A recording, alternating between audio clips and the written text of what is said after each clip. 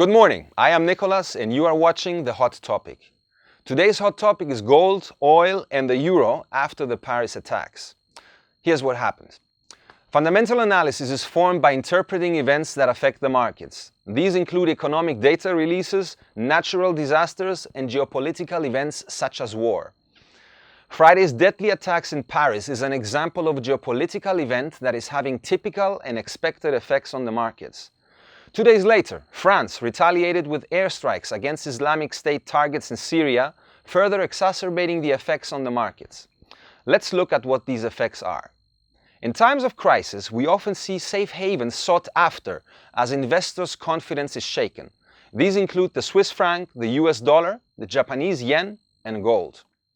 War in the Middle East sees an increase to the price of oil on fears of supply disruptions, and regional currencies and global stocks take a dive in the short term.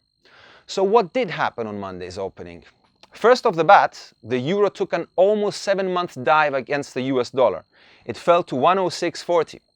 And spot gold, which has been under a lot of pressure lately, rose by 1%, only to collapse afterwards.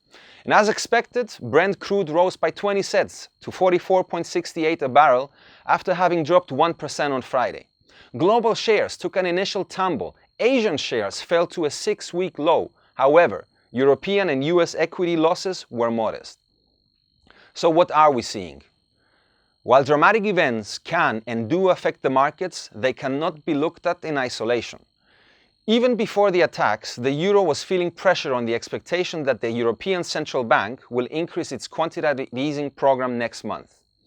US stock drops can also be attributed to the expectation of a Fed rate hike in December, while Asian stocks are also reacting to the Japanese recession.